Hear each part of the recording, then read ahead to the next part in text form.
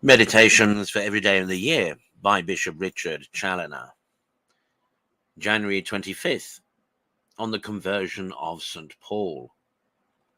Consider first and admire the wonders of the grace of God in the conversion of St. Paul, suddenly changed from a fiery zealot for the Jewish religion and bloody persecutor of the Church of Christ to be a fervent Christian, a zealous preacher of the gospel, a vessel of election to carry the name of Christ to nations and kings, a doctor of the Gentiles, an apostle of Jesus Christ, and a most eminent saint.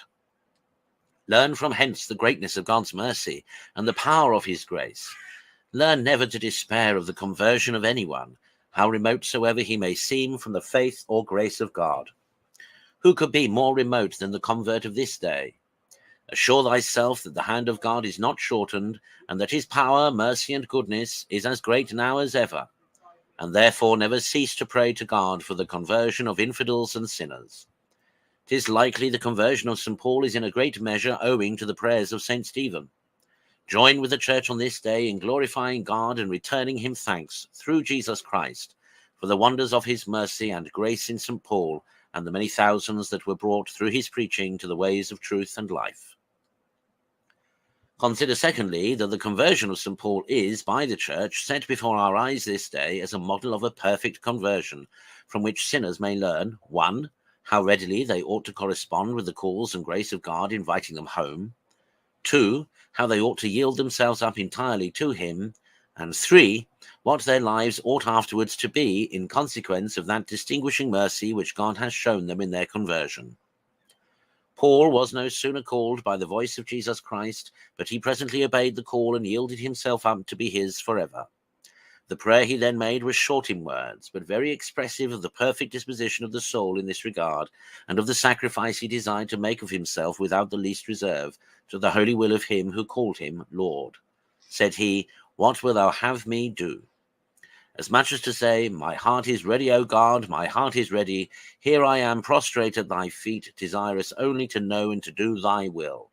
Send me where thou pleasest. Ordain concerning me what thou pleasest. I desire to be thine in life and death.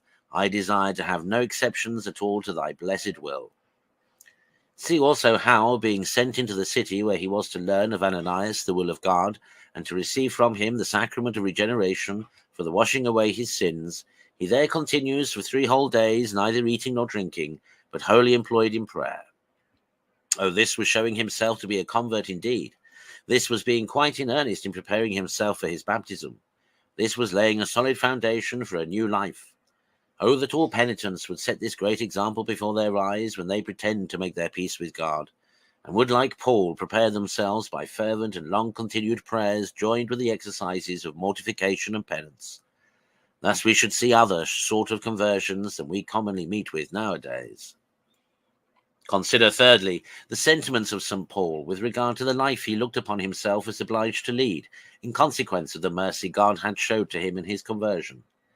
He had ever before his eyes the greatness of his mercy. He considered himself as having been, to his thinking, the greatest of all sinners, and how God had spared him all the while he went on in his sins, and without any merit on his part, had by an evident miracle wrought in an instant a total change in him.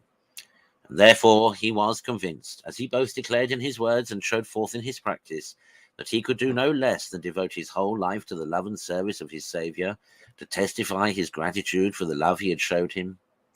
This consideration carried him through all his labours and afflictions, and animated him to meet death in all its shapes. For he was dying daily, as he tells us, because Christ had loved him and died for him, and therefore the love of Christ pressed him, that he might live no longer to himself, but to him who had showed him mercy.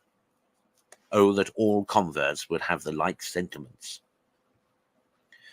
Conclude, to learn to practice the lessons which St. Paul teaches you in his conversion, and in particular to have a great esteem of the grace of reconciliation, and of that unspeakable mercy and love which God has shown you in receiving you again, after you had fallen from him by sin.